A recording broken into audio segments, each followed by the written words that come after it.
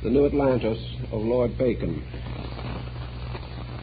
We have to place this type of thinking within some type of historical reference frame. We cannot estimate a work of the 17th century by the concepts of our own time. We must therefore consider it in the background of the conditions which produced it and the pressures which brought it forth into objectivity. In the early years of the 17th century, an extraordinary phenomenon burst upon Europe, and that phenomenon was the Society of the Rosy Cross. This is probably one of the great mysteries of literature, and perhaps one of the great mysteries of history. This society issued a series of proclamations, of which the Fama and Confessio Fraternitatis are the most famous. These manifestos announced a reformation of Europe, a universal reformation, in fact, a major change in the thought and life of mankind. That such works could come into existence meant that already what we call the Reformation had accomplished a large part of its labor. Man's mind was liberated from the tremendous orthodoxy that dominated the medieval world. At the same time, a series of rather brilliant intellectuals were experimenting on the fringe of what we call today philosophic humanism. Now, I'm well aware that the modern trends in humanism may be very materialistic, but such was not the original trend in the hands of these men, most of whom were devout and sincere, God-loving human beings. Humanism to them meant the beginning of the recognition of human dignity, that the individual was important. We are told that in the so-called medieval period, the individual simply did not exist. What we understand today by humanitarianism had no real equivalent in those times. Each individual, struggling for his own survival, advanced his destiny regardless of cost to other individuals. The tyranny of success was probably as severe then as it begins to appear that it is to be severe in the immediate future of our own time. Everything was sacrificed to a tremendous pressure for power. When humanism began to break through this barrier, its primary interest was in the dignity of man himself. But this dignity was built upon classical foundations. The humanists derived their primary inspiration from Plato and Aristotle and the great classical thinkers of Southern Europe and North Africa. It had not occurred to these first humanists to break the ties with the past. What rather they hoped to accomplish was to bring about a restoration of the best of the past, to use man's long journey as a way of introducing him into a new way of interpreting the available information and correcting the fallacies of the existing condition. There was no decided or distinct break with the past. There was rather a reinterpretation of past events. We can sense this in all of the utopian writings, for they have this one common theme, namely that regardless of how they sought to create the concept of a better commonwealth, they always traveled to some distant place by one experience or another, being lost at sea or shipwrecked or lost in deserts or whatever the case may be. They always came in the end to a fair place that had existed for a long time. Somewhere in the distant parts of the world was the ideal community. It had not been discovered because its location was remote and far from the ordinary courses of human trade and traffic. This ideal city, however, stood with its battlements, its walls, its moats, or whatever seemed to be the proper equipment of the time. The principal difference was that it was a well-regulated city. It was Nuremberg or Heidelberg or London or any one of the cities of the time, but reformed, enlightened, the obvious weaknesses and corruptions of society corrected, and a better and more progressive attitude reigned in this mysterious and distant city. The practical foundation for many of the utopias seems to have been the development of the cantonal republics of Switzerland. The Swiss had already come to a rather advanced sociological state, while much of Europe still languished in its own despotisms. The Swiss cantonal system, with its tolerances, with its cooperative attitude toward life, was of great interest to all practical thinkers of the time. And there is no doubt that Switzerland served as an archetype for a number of the utopian productions. But this was not the full story. The full story was actually that man, looking about him for the first time, free from the oppression of the existing patterns, began to examine these patterns, find fault with them, observe how they could be changed, corrected, or improved, and dared to state what he had discovered in some articulate way. He could no longer be burned at the stake for suggesting that something was wrong with his way of life. This newfound intellectual freedom produced a wave of rather progressive types of work, many of them extremely interesting. Of course, the classic of all the utopias is More's Utopia. And in this work we find the beginning of a whole sequence of reflections upon existing evils. Reflections, however, that did not go sour, but rather took the challenge of the time and began to contemplate how the individual would live if he had something to say about the way he lived. Instead of being the victim of an oppressive feudalism, it was now his turn to do a little daydreaming. And these daydreams became quite interesting and articulate, and in many instances undoubtedly contributed to the rise of the Western democratic concept of living. I think we can say of More's Utopia that it suffered from the common ailments of these books, namely that it was rather stuffy. Stuffy in the sense that if we read it today, we would not think it very progressive. We would feel that it was dogmatic, that it had about it too much of regimentation, that actually the individual seeking a new freedom from one corruption fell under slavery to reform itself, so that instead of coming to liberty, he came to a classification, which also is of some disturbance to people today, who wonder if a highly socialized system developing here would gradually destroy most of the individuality and freedom of expression of our modern way of life. Actually, of course, the authors of the utopias were not afflicting or burdening anybody. They created their characters, their cities, and their rules, and these rules never passed beyond the pages of their own books. But in spite of the restrictions and limitations of perspective that we might expect and must accept, we see that these people were working primarily toward a concept of universal education, a concept of universal suffrage, a concept of equality, of opportunity, of equity, and of the rights of man before the law and court of his time. Each in its own way was a proclamation of a Bill of Rights. Each author found as he proceeded that his city became ever more difficult to govern.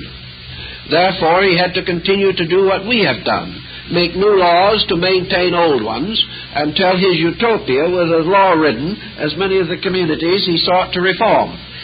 This experience we also have inherited from him. But in the main, he was looking for something, and he was determined to find it. And his books had tremendous appeal. When More's Utopia was issued, with the idea that there was a mysterious island on which this wonderful city stood, hundreds of people went to sea captains and tried to arrange for passage to this imaginary city. They felt that regardless of any other situation, they would rather live there than any place they knew about. This led to some confusion, but gradually the pressure subsided, and men began to realize that this utopia was an inner experience, something that man was seeking in the form of a hidden empire within his own consciousness. The next of these interesting utopian works, of course, was Campanella's City of the Sun. This was the work of a theologian, but he was well persecuted by religion for his efforts also to create the concept of a way of life which was harmonious with God and fair to mankind. Campanella recognized that ecclesiastical tyranny was no less than that of the civil courts, and that it was not much different whether the individual be dominated by the clergy or by the aristocracy.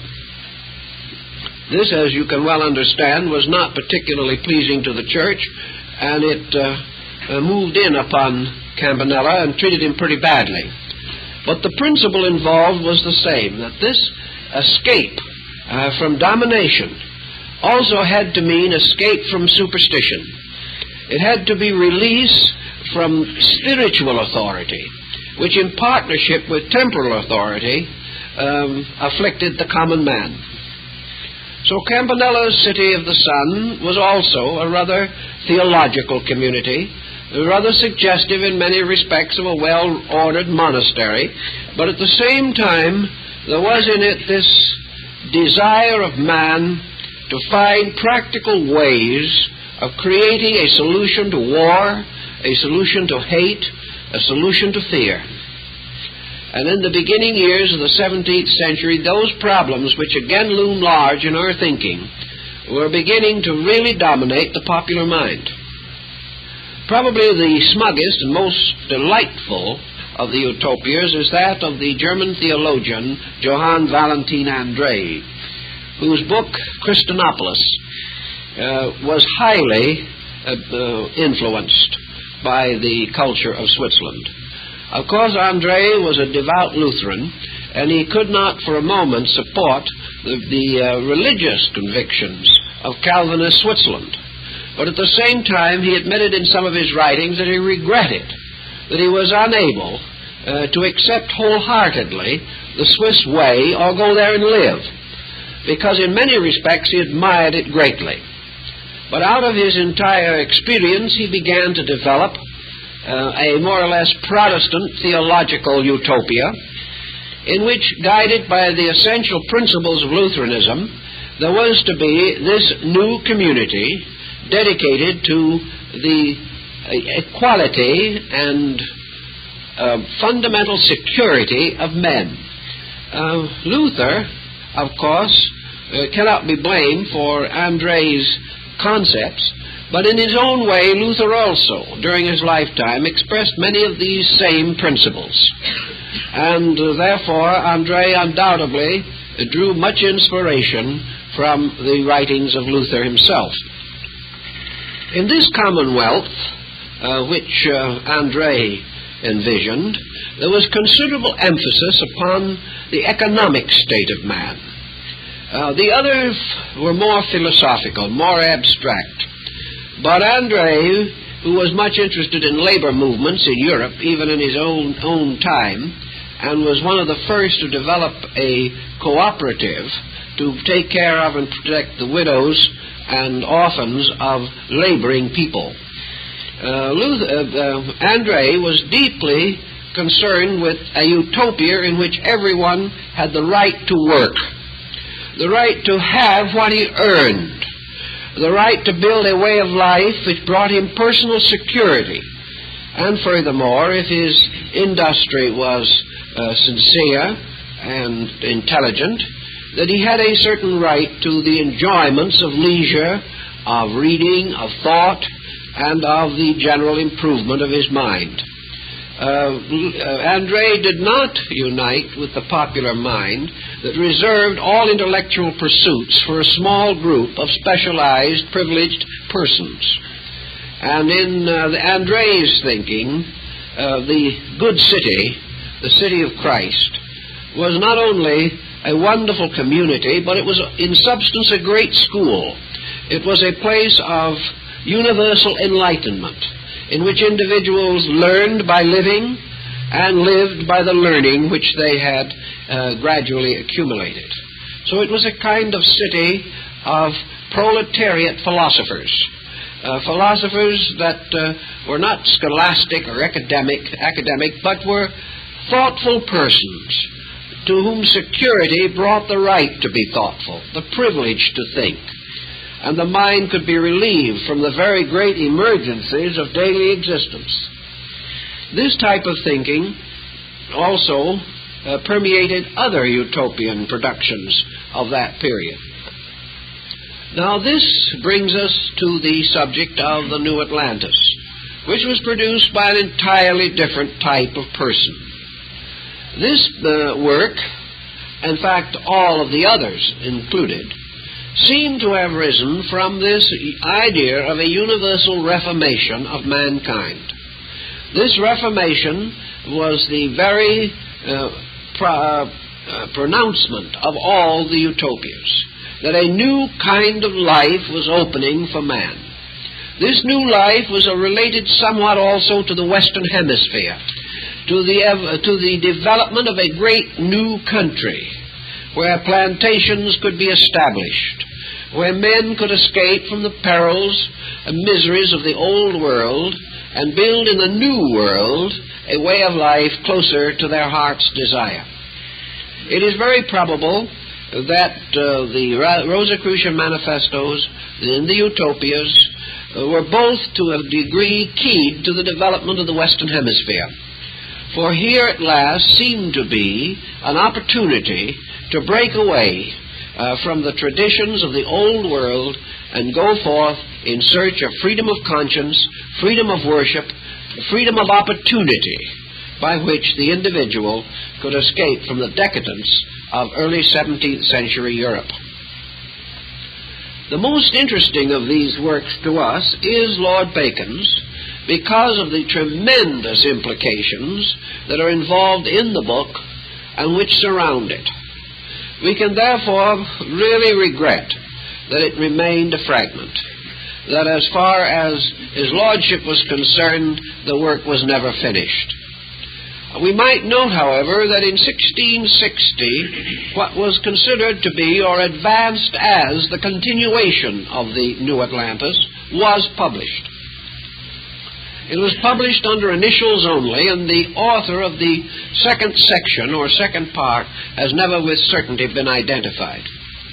Studying it, however, there seems to be some question as to whether the second part shall be considered a legitimate extension of the original, or whether it was a fabrication of later date by some ambitious person who sought to expand the earlier account.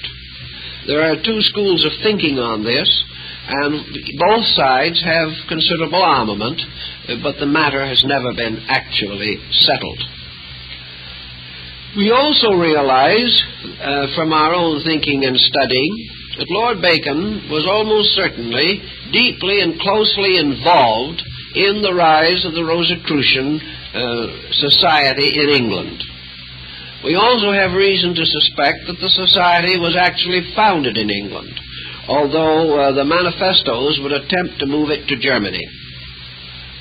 In addition, we remember the statements made by Burton in his Anatomy of Melancholy, a very famous nostalgic book of the period, where Burton distinctly identifies Bacon with André, the German theologian who did the Christinopolis.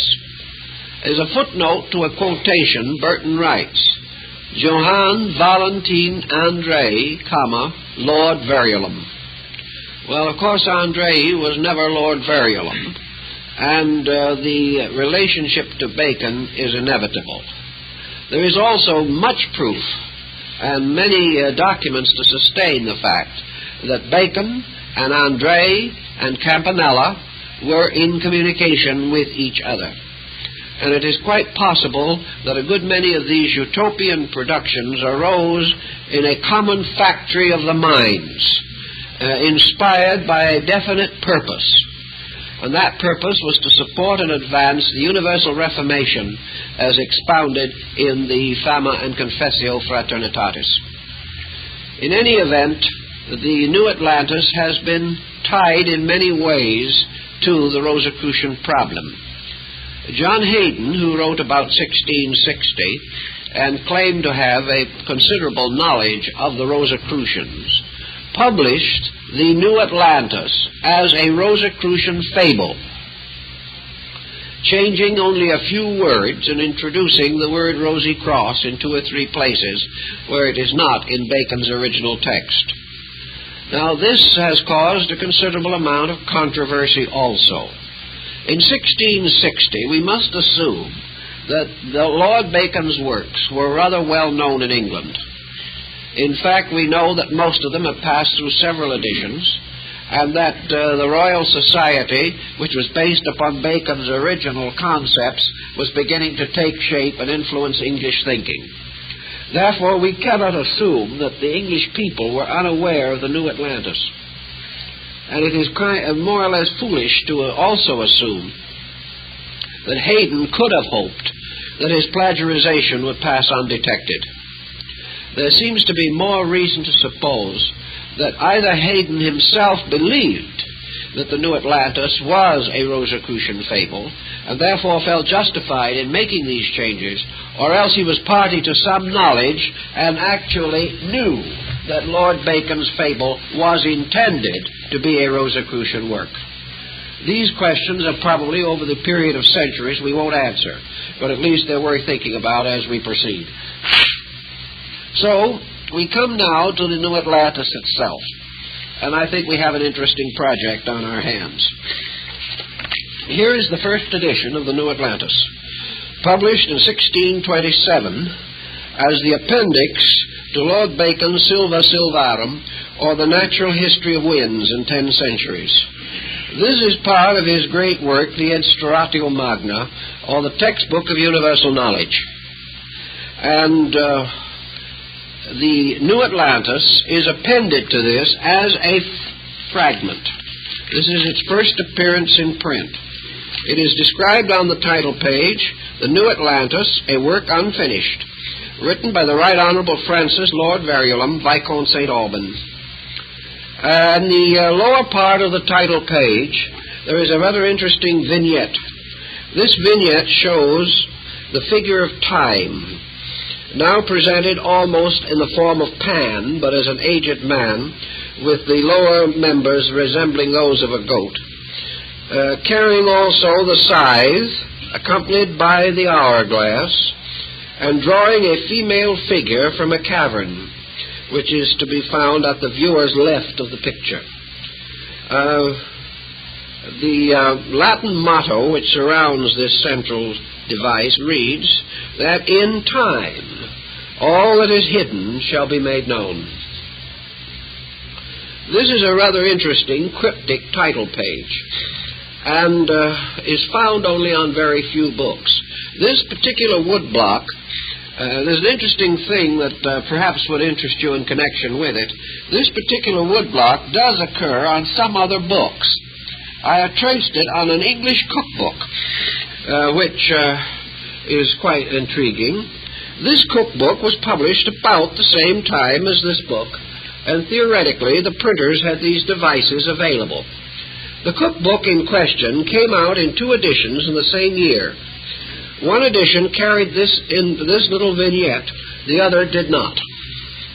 They were both published the same year, about in the middle 1630s or thereabout. A copy of the book without the vignette can be bought in the book trade for about $25. The only copy I have seen listed of the edition with the vignette of the same year was priced at £700. The text is the same. No one seems to know why. The answer seems to be, at least, that all through this literature of this period, we have what might be termed landmarks, peculiar markings to identify or signify things of importance. I suspect strongly that if we went through the two editions of the aforementioned cookbook, we would find that they are not printed from the same type, although they were printed in the same year. I think we would also find that the copy that contains the vignette is ciphered, that is, has a code running through it. The other copy does not. A number of persons probably are aware of this, and one by one the available copies of that particular edition have disappeared from public availability. Of course, there's always a chance one would show up somewhere, but the demand for that edition is far greater than the demand for the uncoded edition. Therefore, having seen this type of thing happen again and again, we begin to wonder if there is not some meaning that we should look for where this coding appears, or where this monument is raised upon the title of a book. In this case, I think we are entitled to look for something, and I do think that we don't have to look very far to find it. One interesting point, I think, occurs in the preface to the reader that is signed by Dr. Raleigh, who was Lord Bacon's chaplain and secretary. And he gives us just a little clue to the New Atlantis. Remember now that apparently the New Atlantis is a fictional work also, dealing with one of these mysterious utopias. This one apparently located somewhere mid-Pacific, halfway between the western coast of America and the coast of Asia. But in any event, Raleigh writes, "This fable my Lord devised to the end that he might exhibit therein a model or description of a college, instituted for the interpreting of nature and the producing of great and marvelous works for the benefits of man, under the name of Solomon's House, or the College of the 6 Days' Work. And even so far his lordship hath proceeded as to finish that part. Certainly the model is more vast and high than can possibly be imitated in all things. Notwithstanding, most things therein are within man's power to effect. His lordship thought also in this present fable to have composed a frame of laws, or of the best state, or mold of a commonwealth. But foreseeing it would be a long work, his desire to the collecting of the natural history diverted him, and he preferred many degrees before it." This opens a very interesting point, because we know that it was upon the model of this New Atlantis College that the Royal Society of England was later founded. And Spratt, in his History of the Royal Society, definitely declares that the inspiration of it was derived from Bacon's College of the 6 Days' Work. We also know that Newton and many other important men of his time, scientists and architects, leaders of thought, belonged to a group called the Society of the Unknown Philosophers. This has likewise been traced, and we find that it arose among the same group that later integrated the Royal Society. Thus, out of the College of the 6 Days' Work, an actual physical institution did ultimately spring. But this institution was only a fragment of the original invention. It was evident from this preface of Raleigh's that Bacon had in mind creating the archetype or pattern of a great system of education, and that therefore it was not to be regarded merely as a fable, nor even as a utopia in the popular sense of that time. It was not just a story of men seeking for a better world. It had to do with something which in the development of the account we are impelled to assume already had an existence.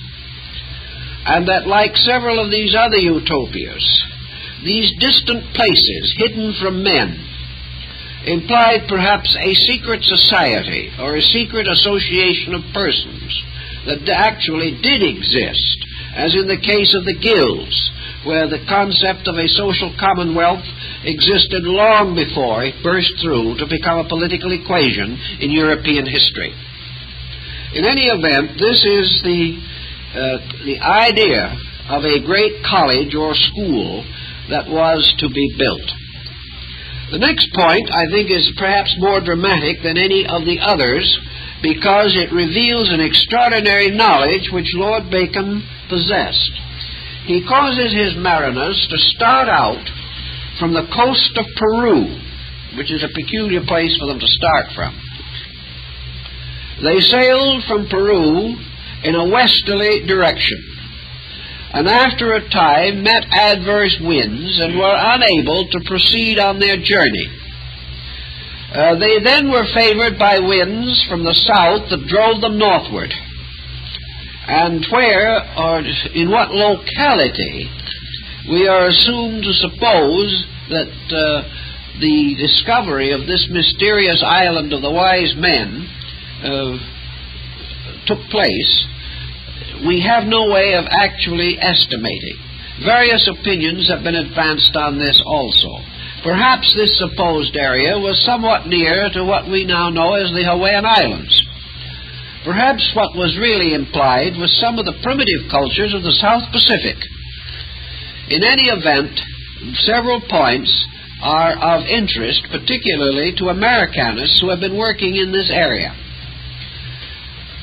The principal thinking is based also upon certain words used by Lord Bacon, which in his time were meaningless, or entirely beyond the general comprehension of the day. Some of the points that he makes in here were not finally clarified until the present century.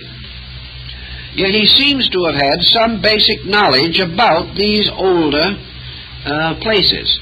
For example, in one place in the New Atlantis, we have this sentence: "Yet so much is true, that the said country of Atlantis, as well as that of Peru, then called Coya, as that of Mexico, then named Tarambo, were mighty or proud kingdoms in arms, shipping, and riches."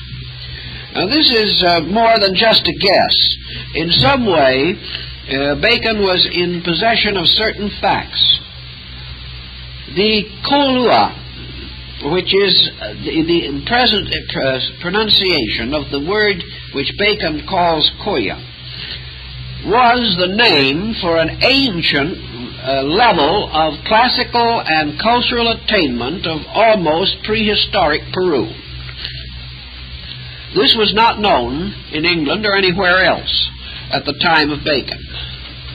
But it is quite possible that this particular group of Koya, symbolizing a prehistoric Peruvian culture, fits into some of our modern archaeological needs in our own present-day effort to trace the antiquity of Peruvian culture.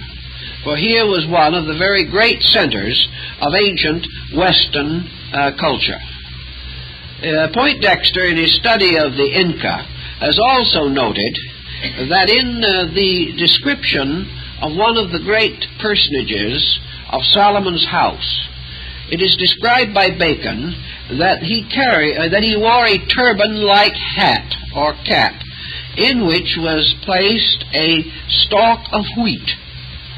This stalk of wheat occurs in ancient Indian pictures of the Incas, and the great leaders of the Peruvian culture used the stalk of wheat as a scepter.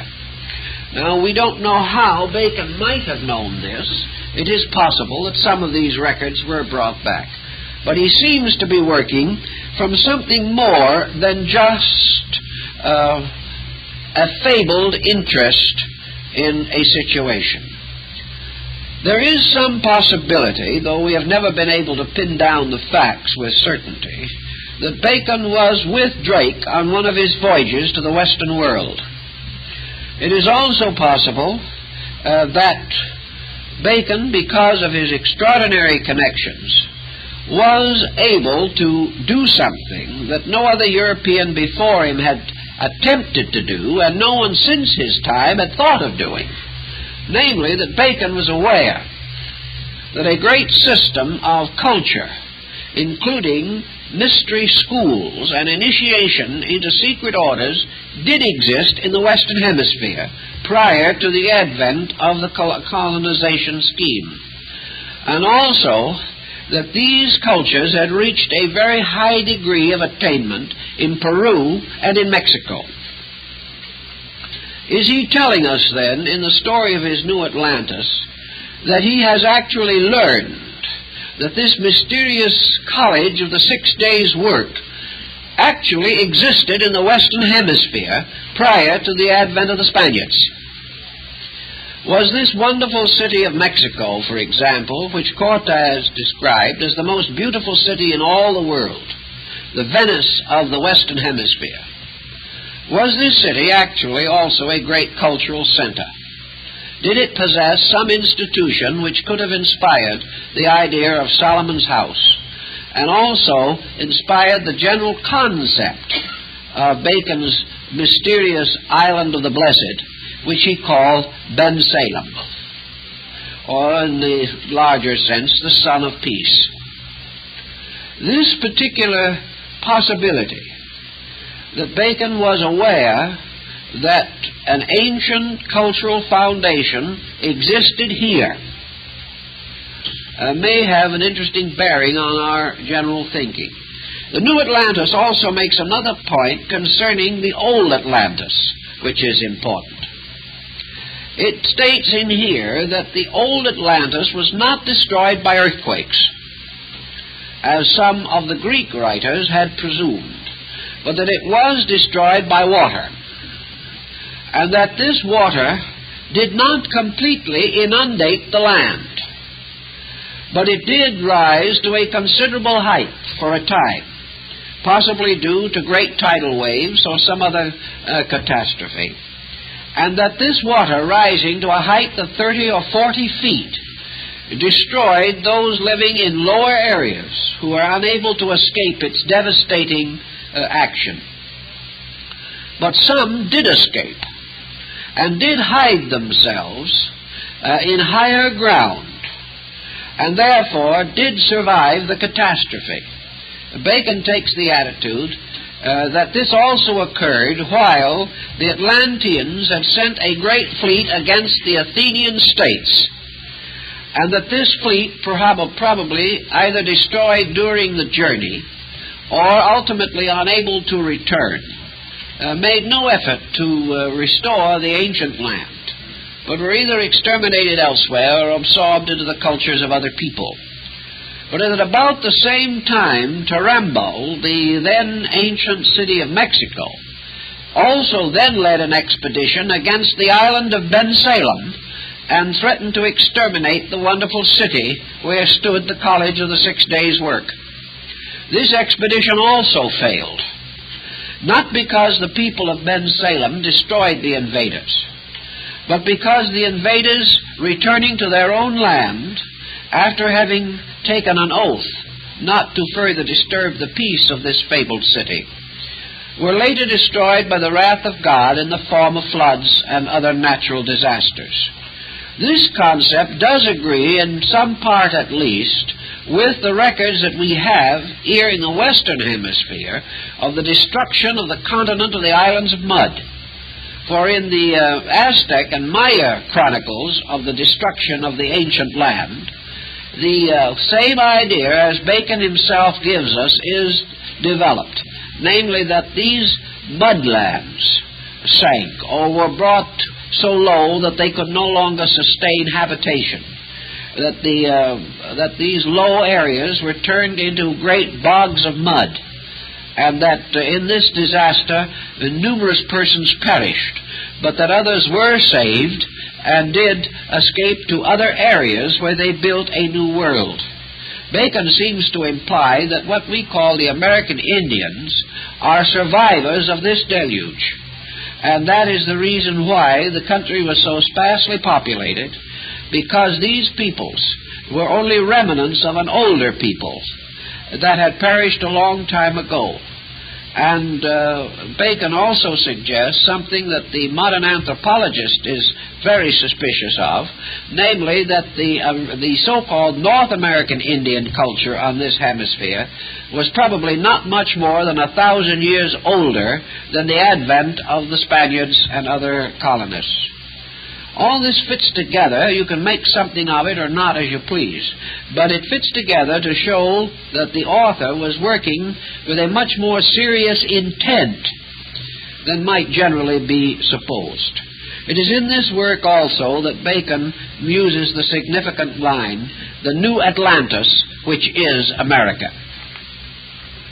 And therefore he uses the whole concept in his writing to suggest that the American continent received the survivors of the ancient Atlantean deluge, that part of this continent itself was involved in that destruction, and that gradually a process of the extending and expanding of a new culture here was underway when the colonists arrived.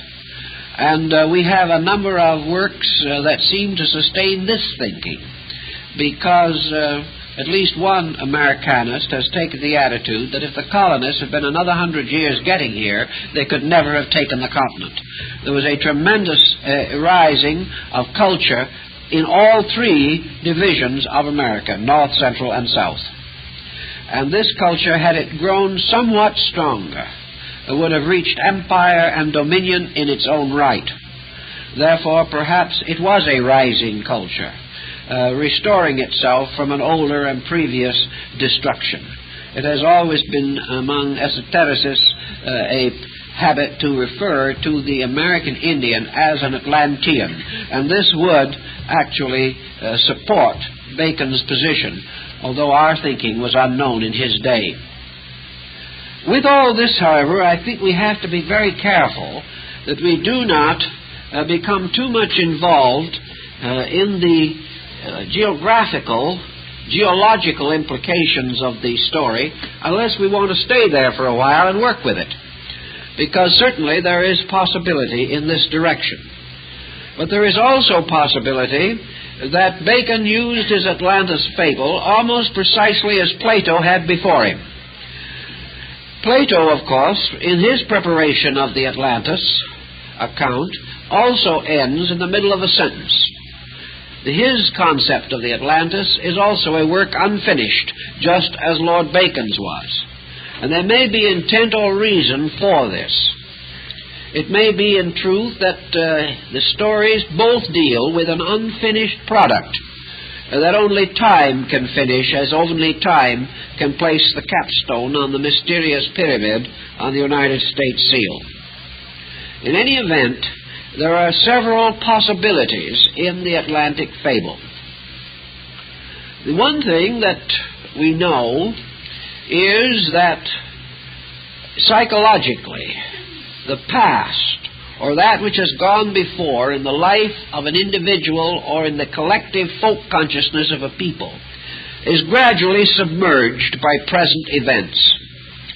Therefore, psychologically, the vast tradition of a people retires from a conscious objectivity to a subconscious subjectivity. Little by little, we build over the surface of the past until this past seems to retire into an obscurity and darkness. Yet periodically and under certain pressureful circumstances, this past bursts through out of its own subjective darkness and has a distinct and definite bearing upon our present way of life. Some have held that Plato, under the fable of the lost Atlantis, described the fall of man. or the fall or destruction of the Golden Age, which preceded the present experience of mankind. He could only mean by this the fall of man from a state of spiritual luminance into a state of material obscuration. That perhaps this fall of man is therefore the descent of the human being into the material world and the creation of a physical material dilemma in which his ancient spiritually awakened state is no longer remembered by him. As the child coming into birth loses any and all memory of a pre-existence, so man, gradually descending into materiality, loses likewise all record of any previous conscious experience. This in turn leads gradually to the fall of human consciousness into the darkness of material embodiment.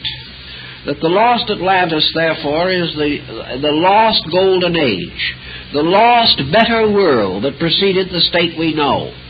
This brings us to a very interesting problem that has never also been well settled, and that is why history, from the beginning, from all the history that we know, is always the history of the decline of peoples. Everything we pick up, every history that we read, is the history of something falling apart over great periods of time. When did Egypt rise? What history do we have of the magnificent ascendancy of Egypt? The first time Egypt comes to us, we find it already strewn with monuments to the heroic dead. Little by little, as Egypt's history unfolds, Egypt falls apart until finally it disappears as a powerful nation.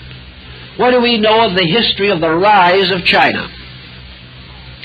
What do we know of the great classical Chinese civilization that must have long preceded Confucius and Lao Tzu? Nothing. We only pick up China misgoverned and badly managed, exploited and corrupted, and gradually falling apart under a succession of selfish or inadequate rulers. One dynasty after another, and in their arts the same. Where is the great art of China? The great art of China is prehistoric. The great art of China belongs to the dynasty of the Shang, and we have very little of it.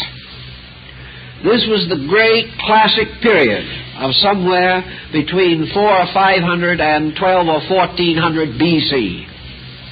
Then we come down a little later, and we have pretty good art in the Han Dynasty. Then we get some fairly good things, but not quite so good, in the dynasty of the Wei. These dynasties early in the Christian centuries.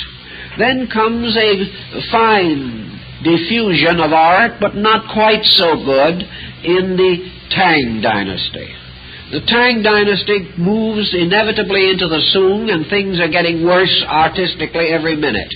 Finally, it collapses into the Ming Dynasty when art falls apart. So that today, art of 100 years ago in China is for the most part totally uninspired. And art of 3,000 years ago is the highest in China. Why? Why do these things always fall apart?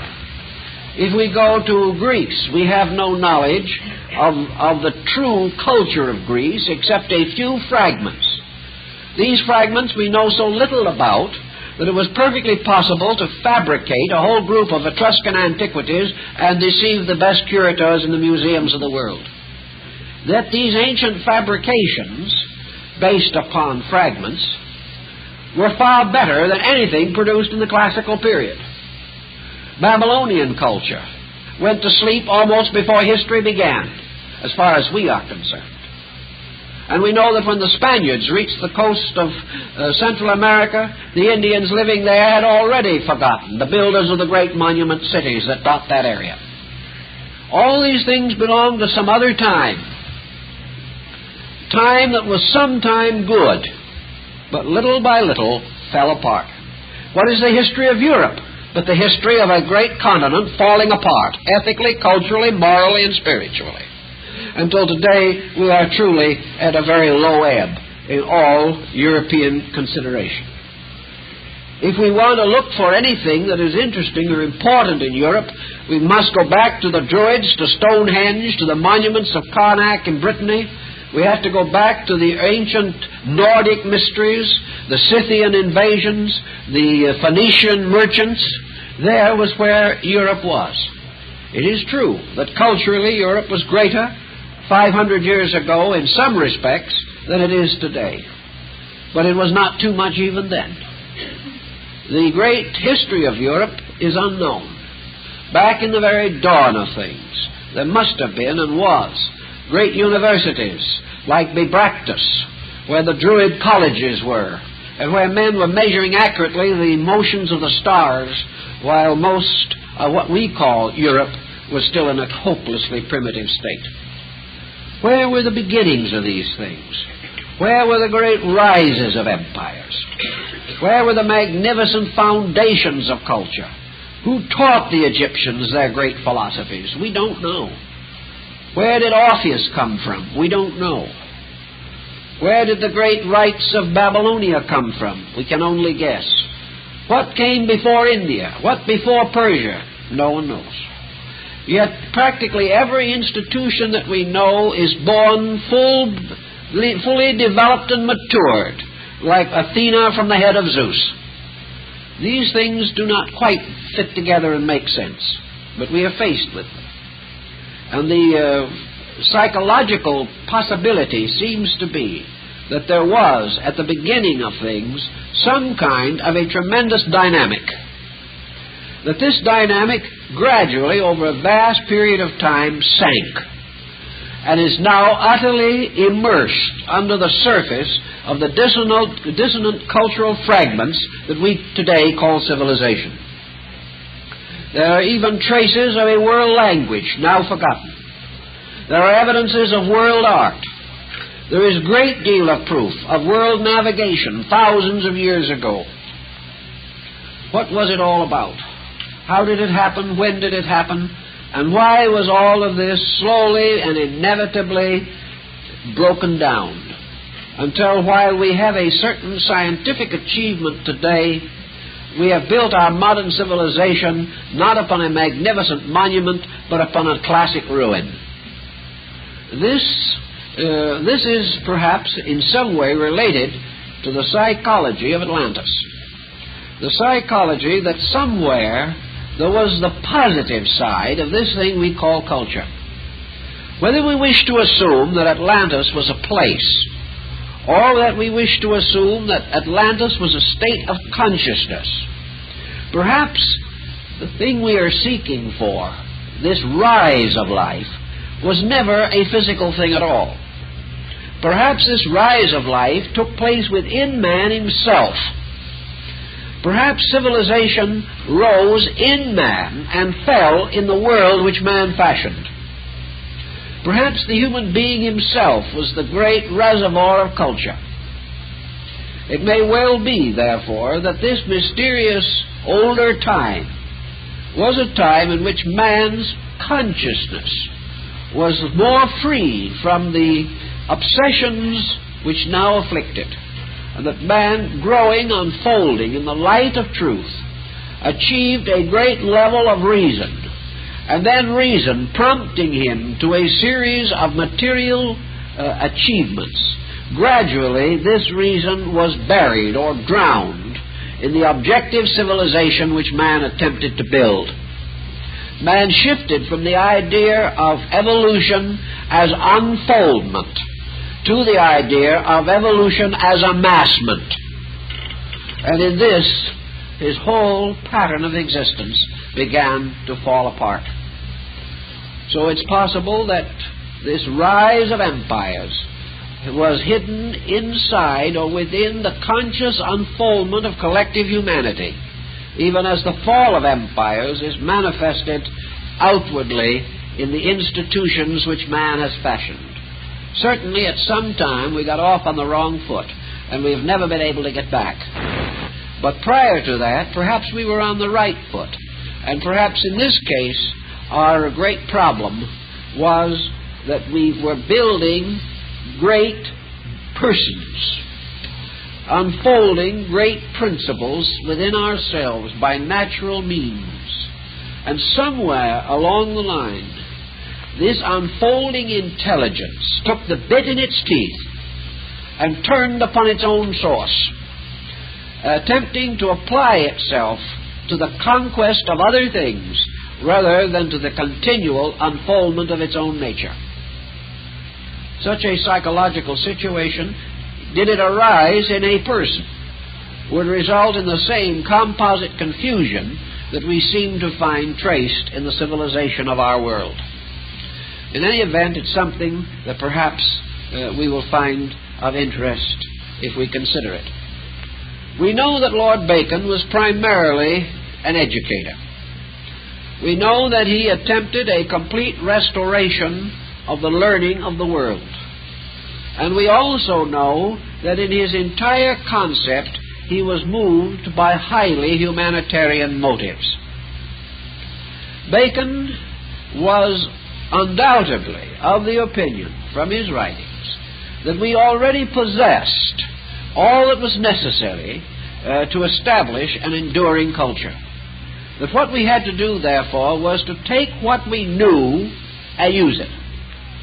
It did not occur to him that we are in the presence of a great emergency in which the knowledge that we possess would be inadequate.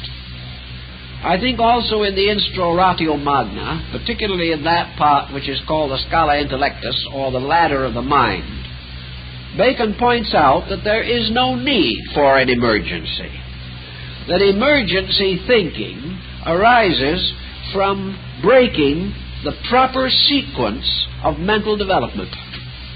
In other words, there is no real reason why a world should ever be in crisis.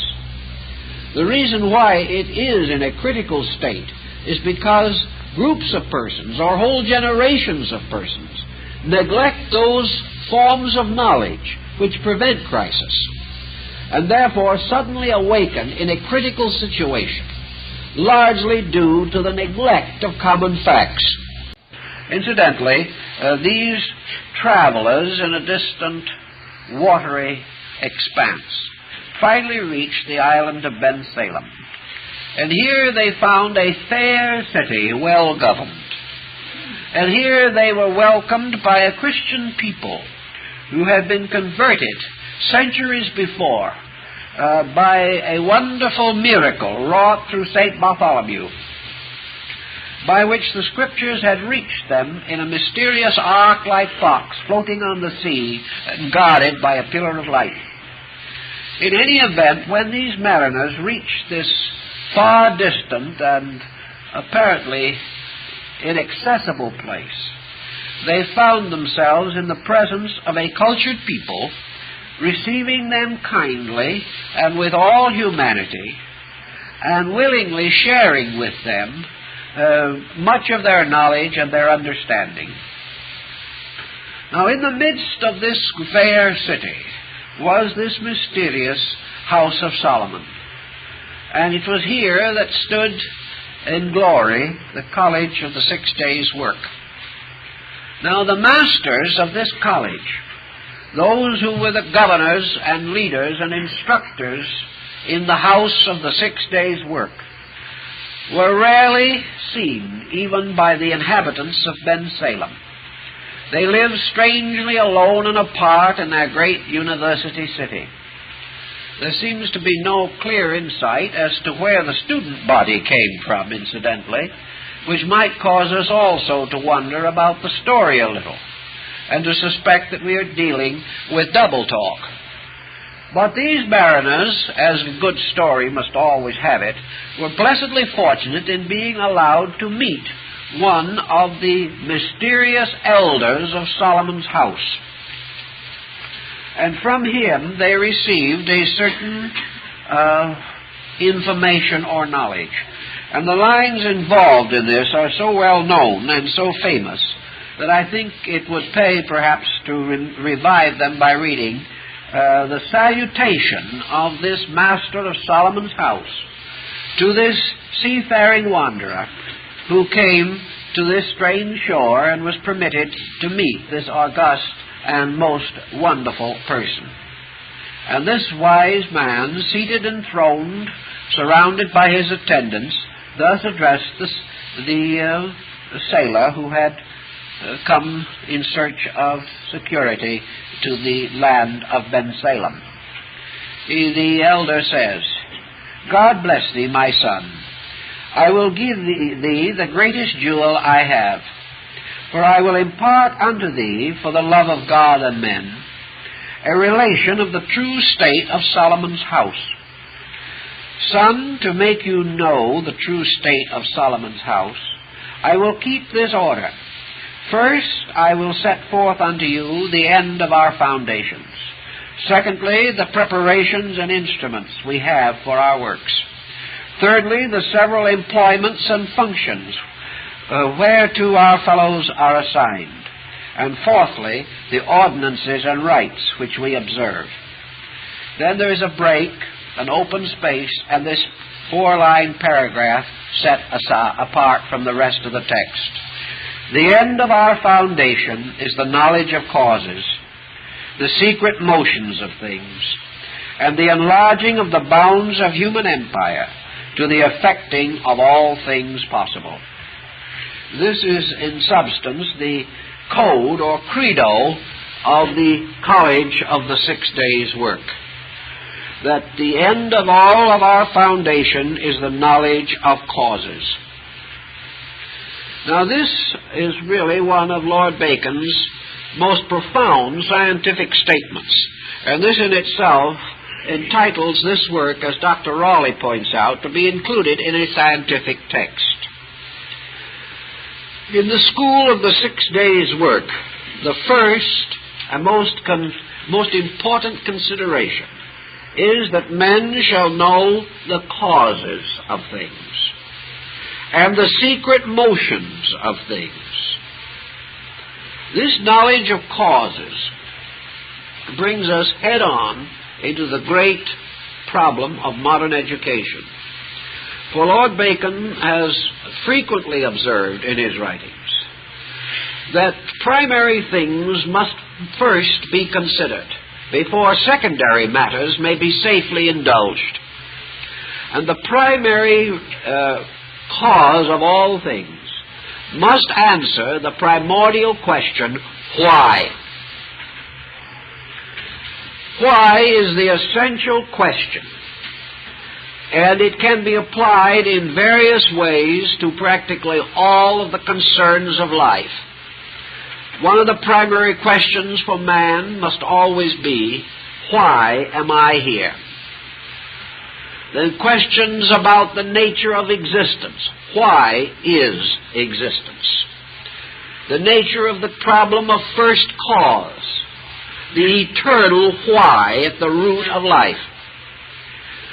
Now, in our tremendous concern with modern knowledge, as one scientist wrote not too long ago in one of his books, we have come head-on into the impossibility of the question why.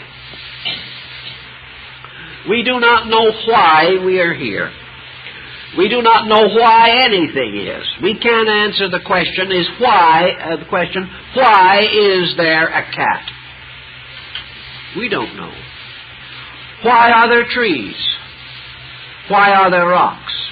Why are there planets? We do not know any of the primary questions of existence. The knowledge of causes, therefore, must be the knowledge of the primary reason for things. The primary reason for our own living. The primary reason for the fact that we can think, that we can feel, that we have sensory perceptions. Why can I see? Why can I hear? Now, these questions, unfortunately and tragically enough, are the questions most commonly asked by a 7-year-old. Sometimes a 6-year-old if they are precocious. But by the time they are 12 years old, these children are taught not to ask these questions, because nobody has any good answers. And it is much easier to say the question is irrelevant, immaterial, and inconsequential than it is to answer the question. Now, the whole theory of Bacon's ladder of the intellect, based largely upon Plotinus, is that the foundation of all security must arise from the knowledge of causes. Until we have solved the matter of causation, until we know the why behind things, we have no idea of what to do. We do not know what nature wants. We do not know what God wills. Bacon points this out quite strongly. We simply are unable to obey because we do not know what we are obeying. We have certain concepts about things, and we have developed a series of theological postulations to largely fill the interval of why. Then we have taken this why and arbitrarily, in our own thinking, redefined its meaning. So that science says today, whenever we ask why, we mean how. We do not ask why a thing is, but how it operates. If you want a definition of electricity, you will not find out what it is. You will find out how it operates. And you will also find that most things are named from their functions and not from their substances. Because as yet we are unaware of substances. Yet man is able, out of the inner life of himself, to ask the question, why? And because he has the capacity to formulate the question as the expression of his own uncertainty, it is inevitable that man also has the potential to find the answer. This is why Lord Bacon broke with the Aristotelian system of study. He believed decidedly and definitely that we could no longer build a way of life upon a series of arbitrary formulas, regardless of how enlightened, noble, and really beautiful these formulas may be. We cannot answer a question with a definition. We cannot answer why by going into a long and rambling discourse on what other people have thought about why. To Bacon, therefore, the problem of the great university had to do with the correction of the direction of our effort. That instead of first attempting to swallow the entire world of knowledge in a single gulp, the problem that confronts us is to discover the nature of causes, to head into this rather than away from it. Instead of regarding the problem of causation as a taboo area, or a place where only madmen and mystics dare reside, we have to begin to think of the directing of the faculties of man to the discovery of why, or of the nature of causes. Now, it is obvious, as Lord Bacon also points out, that we have certain instruments whereby it is conceivable that we might be able to find the answers to why. These instruments include tradition, which is the best that we have learned from the past; observation, which is the living and immediate contemplation of the fact; and experimentation, which is the effort to reproduce universal processes under the disciplined, controlled methods of laboratory technique. But altogether, the direction of this effort must be not from the self out into the world of phenomena, so that that individual who memorizes the most definitions is the most learned. Our problem is to look into the cause, and it is obvious that we have only one possible instrument for the investigation of causes, and that is ourselves. In some way, we must turn the direction of our inquiry. We must turn it from the accumulation of external facts and the extension of external usages to the discovery of the essential fact, namely, what the nature of cause itself requires or demands of any process. For what we are doing now is following lines of effect, but we have not demonstrated the validity of cause. We have not found the basic reason for life, the basic reason for our own existence, nor have we found the underlying truth principles upon which science, philosophy, and religion should be built. So the College of the 6 Days' work is based, of course, upon the idea of the 6 creative days in which God fashioned all things. And this is brought down to a microcosm, or to the power of man himself. And in the beginning, God said, "Let there be light." This is the beginning of our problem. And also in the very early part, God divided the heavens from the earth. The heavens being the abodes of causes, the earth being the area of effects. And He placed certain powers in the heavens and certain powers in the earth. And man has advanced continuously regarding the lower hemisphere. He has explored the earth and continues to explore it. And under the heading of earth, we mean not only the planet, but the entire material diffusion of galaxies in which we exist. But heaven, as the nature of causes, the internal, the root of ourselves, remains unexplored. So Bacon would have us revise our entire thinking and seek first this root. And having discovered this, we are then in a condition and a position to advance all other forms of knowledge. For becoming aware of the universal purpose, we then have enlightened reason and incentive to advance that purpose.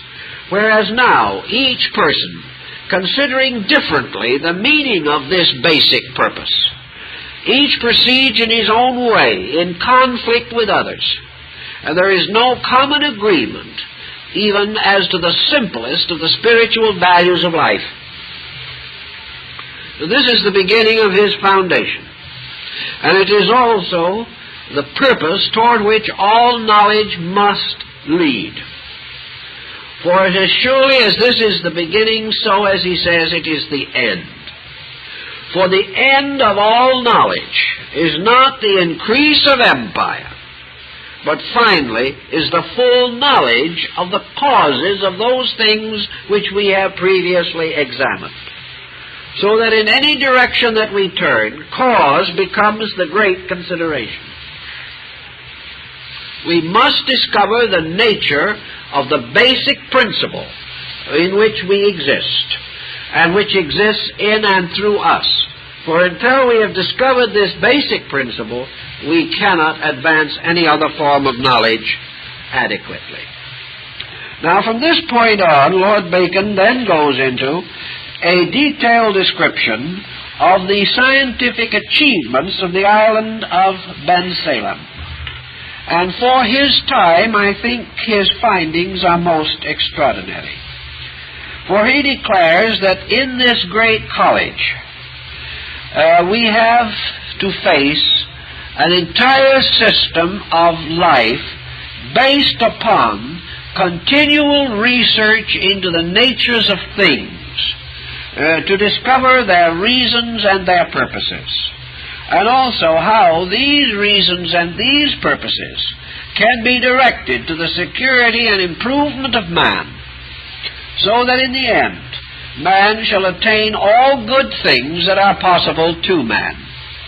And Lord Bacon goes into a very detailed description of situations that are quite within our present thinking, but certainly did not belong to his day. especially when we consider that he is applying them to the Western Hemisphere. He tells us, for example, that there are in this great house of the 7 days' work, the house of Solomon, the wise king, schools or divisions set up for the study of all special and difficult subjects, that there are tunnels that have been dug into the earth so that man can understand the nature of things beneath him and behind him and below him in all of the walks of nature and of life. And there are towers raised to the sky for the contemplation of the stars and the measuring of winds and currents in the air.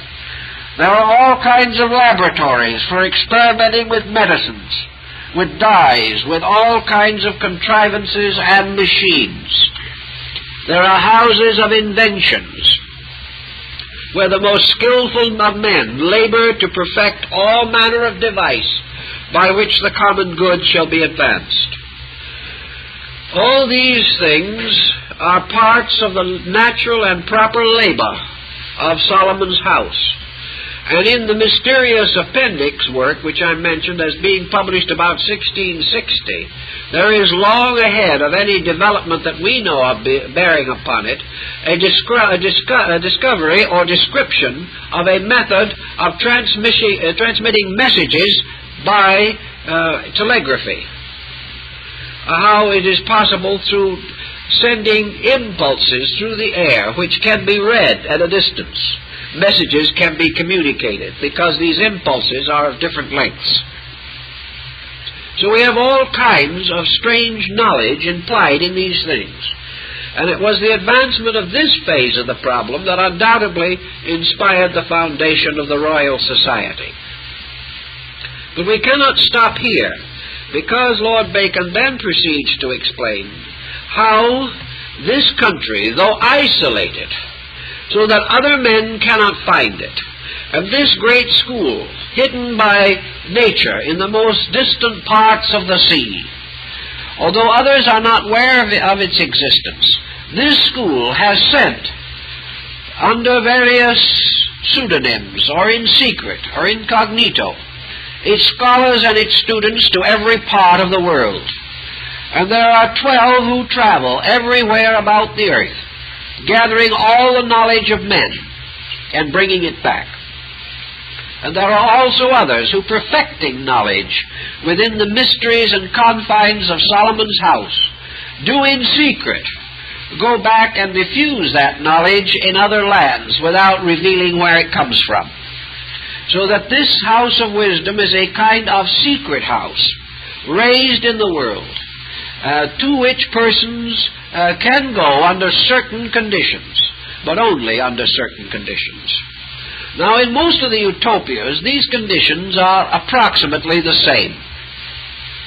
The individual must be shipwrecked, or he must be totally lost, or he must be on the verge of terrible disaster, when there is no longer any hope of his being saved, as in the case of these sailing people, who, having no longer any provision, were on the verge of death when they found this safe harbor.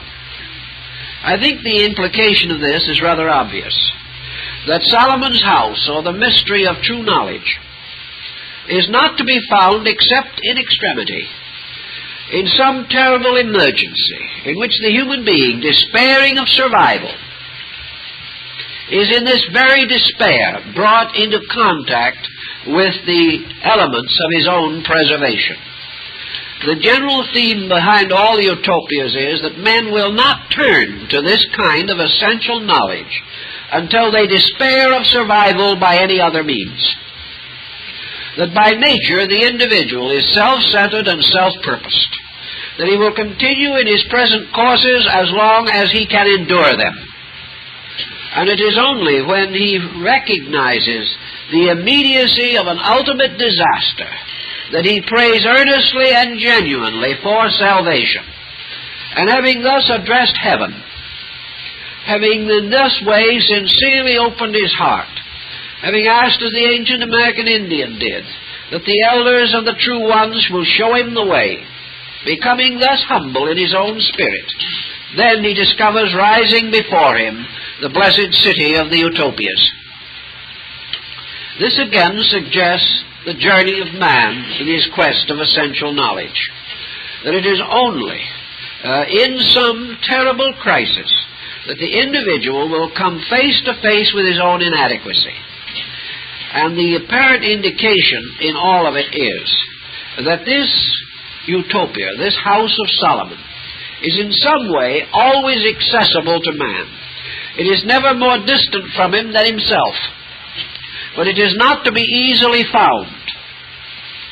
That agents and messengers from it are constantly going forth, and also that all the news of the world is brought to them, but they themselves are concealed. In a certain sense, all the news of the world is brought to each one of us by our own sensory perceptions. And from the sensory perceptions pass inward to something within ourselves which is likewise concealed, and the nature of which we do not fully understand. If it is true that the human body is the living temple, it is also quite possible that man himself is this living college of the 6 days' work. That while this man is forever receiving insight, sending forth his messengers in search of knowledge everywhere, that these messengers travel, so to say, in secret, and are not generally known by the nations to which they come, but they bring back all knowledge. But the school itself, which is to use this knowledge, which is to gradually bring it together into this great mystery of causation, to solve the mystery of causes, this school is unseen, connected to the world perhaps only by this bridge of sensory perception. Consequently, we have the feeling, perhaps, that in prayer, in destitution, in great emergency, under tremendous difficulty, men suddenly ceasing to be worldly wise, turning from this peculiar course that has always led civilization to destruction, becoming humble, becoming receptive to light from within, are then enabled to make use of this great wisdom that lies within us. Actually, inside of man, the 7 days of creation exist. Within each one of us are the rounds and racial cycles which have preceded us. Man is the product himself of the 7 great creative cycles. And within his own nature, he has a record of all that has gone before. Within himself is the living history of his world. Within his own subconscious is the living experience of his own eternity. Somewhere submerged in him is the lost world of the past. We try desperately to restore civilization from rocks and ruins. Actually, this civilization is a subconscious part of our own natures. We were Babylonia. We were Egypt. We were the glories of Greece and Rome. We were all that has preceded us in history. But between us and our ability to grasp this implication lies this difficult wall of our own materialism. While man is convinced that he had no existence prior to his present life and will have no existence subsequent to it, he is locked within a small cycle of immediate events. This in itself will destroy his relationship to the past and future. It makes it impossible for him to justify the one thing that is necessary, and that is the exploration of his own psychic potential.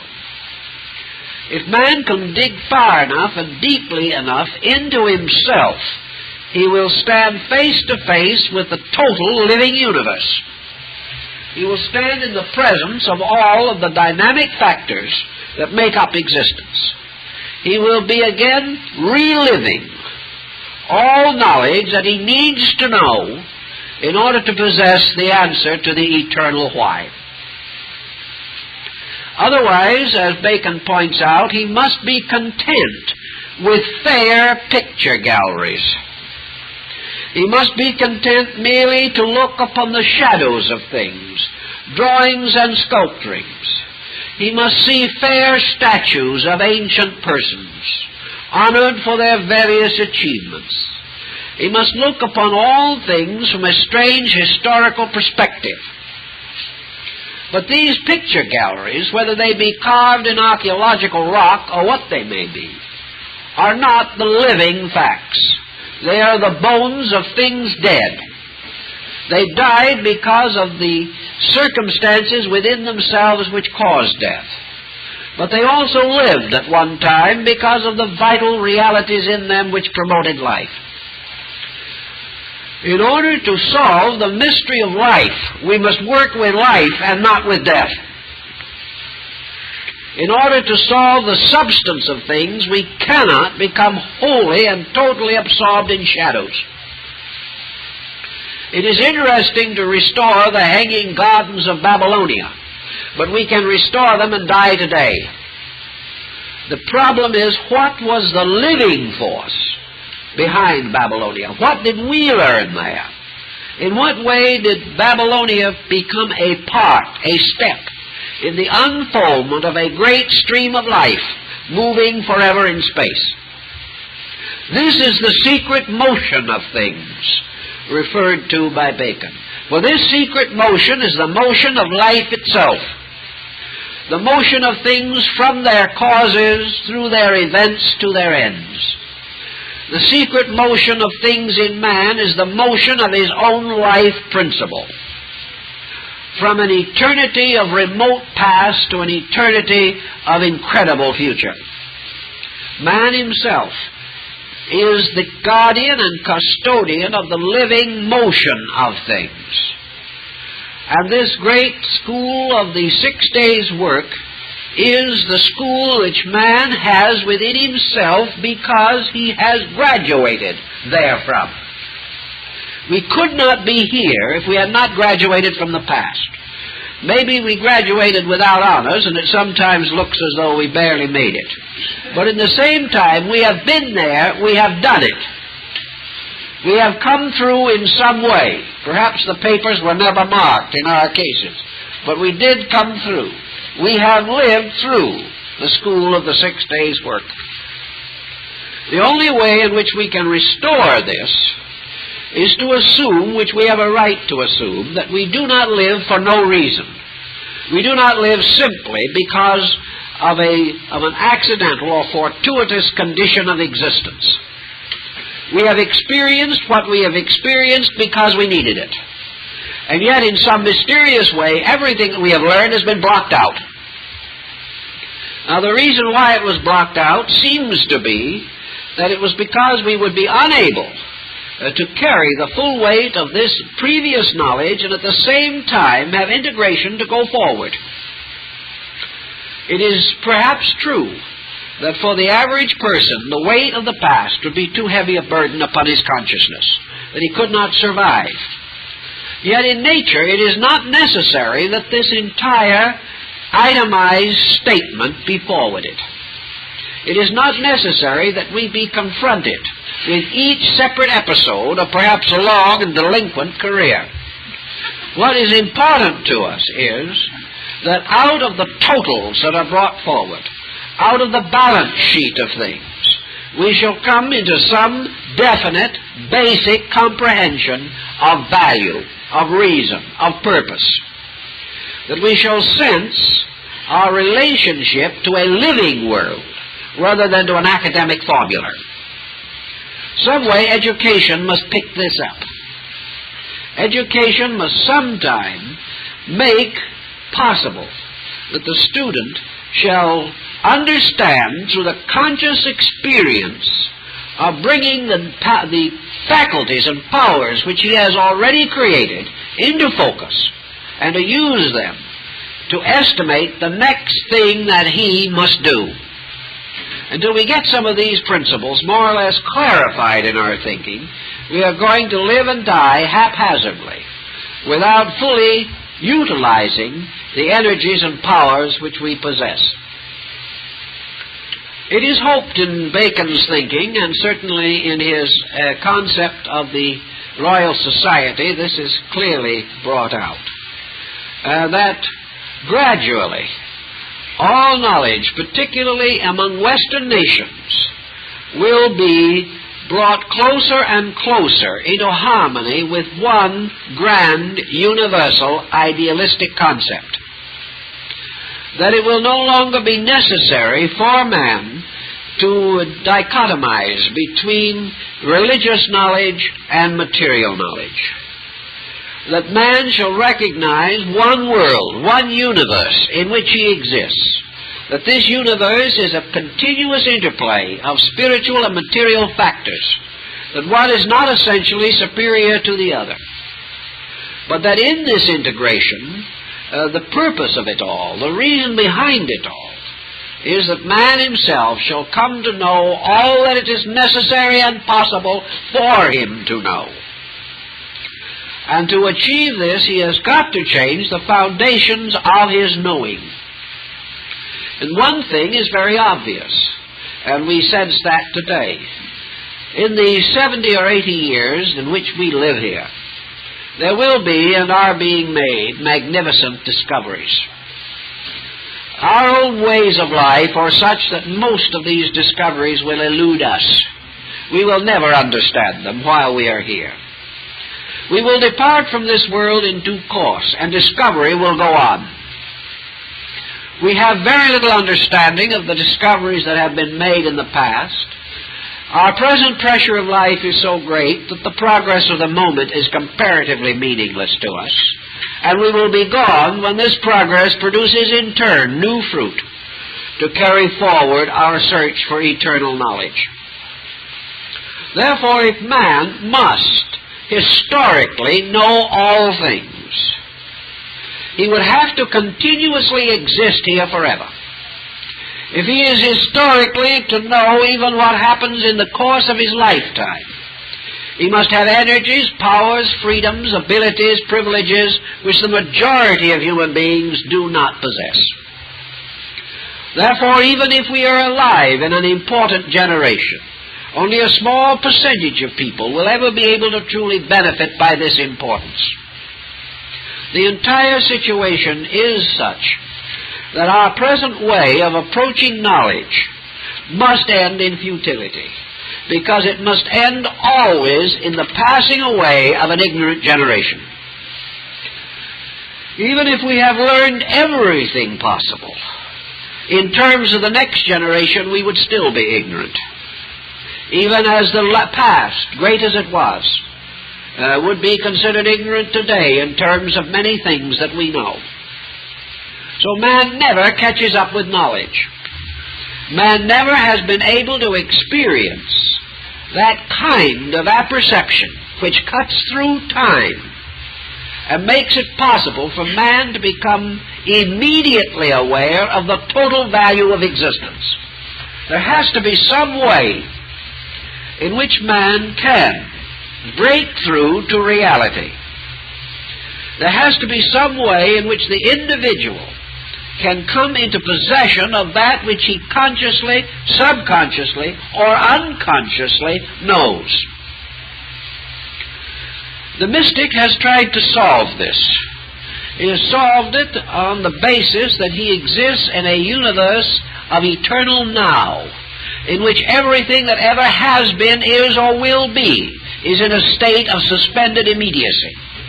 And that by the proper extension or expansion of his own consciousness, he can attune himself to immediacy and to the experience that it contains.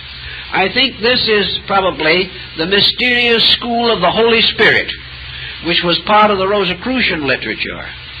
And in this school it is said that every living thing is an ABCdarian, or taking his ABC lessons. We are all ABC students in the College of the Holy Spirit. This sort of implies, as Bacon does, that this whole universe is a very wonderful school, that this is the great university, that life itself, nature, the heavens, the earth, the seas, everything that exists, is part of one tremendous educational pattern. Man's need is to become capable of adjusting his own consciousness to this pattern without falling into the net of minutiae, which causes him to be so fatally fascinated with some small detail that he loses sense of the entire magnitude of the project. This is why Bacon's emphasis is upon causes and the secret motions of things. Because our true knowledge is not to be gained in this endless questing of minutiae, but in our sudden awareness of the essential purpose of the whole thing. It is certainly obvious that man, even had he the memory of a prodigious giant, had he the memory of God, would be taxed by the innumerable things that exist to be remembered. And in this generation, the amount of knowledge to be remembered is being doubled every 10 or 15 years. No faculty of man can contain all of this information. But this information is not essential knowledge, because this information does not solve or complete the nature of man.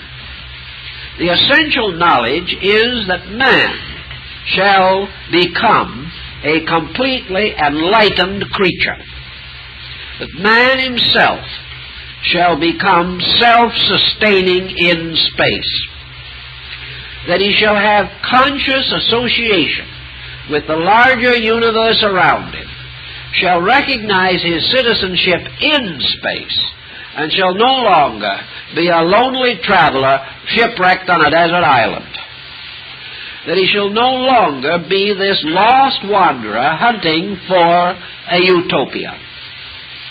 For the whole world is in itself his college, his school. But in order to understand this and make it a vital fact, man must learn how to study. He must learn what to study. He must recognize the difference between eternal truth and those facts which are interesting but not solutional. We have gone off again on the deep end of non-solutional fact. We can have all these facts and die miserably. We can continue to build these facts, pyramiding them upon one another, and still have another war with the most devastating consequences. These facts belong to certain luxuries of our thinking. They are perhaps ornamentations of our specializations, or even they may be avocations of our leisure hours. But the discovery of how to get to the moon is nothing more or less than an avocation of leisure hours. When we get all important things done, we can enjoy this if we wish to. If we ever get everything else important done, we probably would no longer wish to do this. But in any event, the development of great armaments, the expansion of great skills, these things are of the leisure of man, for they still do not prevent or remedy any of the principal emergencies of life.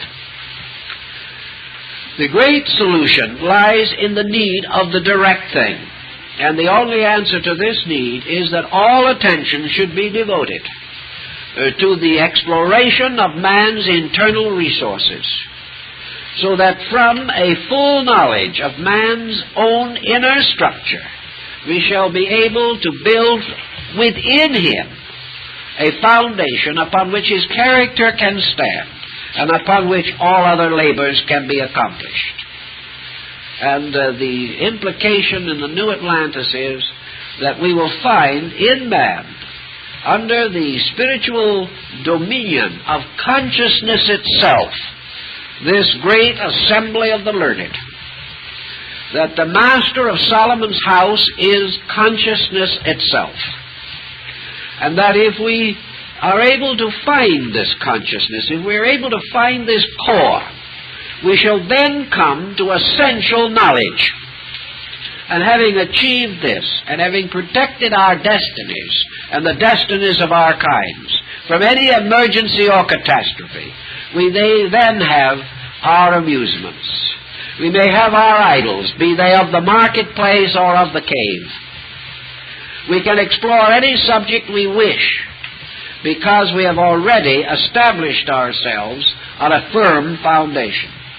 But if we attempt these diversified labors first and neglect this foundation, we shall not only suffer from lack of foundation, but will be unable to perfect these labors, because these labors, all of them, are dependent from a center of life consciousness. And until this consciousness is free to operate, no essential question that we ask can ever receive its complete answer. All answers come from within, from the same place that the question comes from. And until we answer the question inside, we will never be able to cure the ills of society on the outside. So in our emergency, when great trouble comes, and we ask divine guidance, we are actually asking the help of this mysterious college within ourselves, the college of the 6 days' work.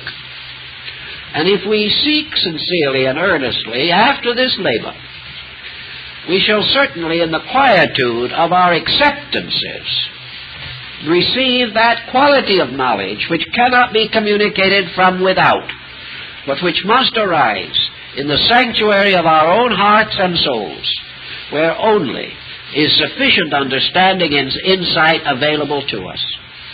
So each one is encouraged to consider the importance of this great university, the university of the total past of the individual, available to him through the extension of consciousness inward rather than outward.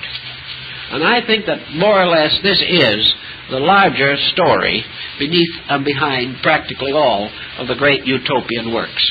Well, I think we'd better let you all get home. Thank you very much.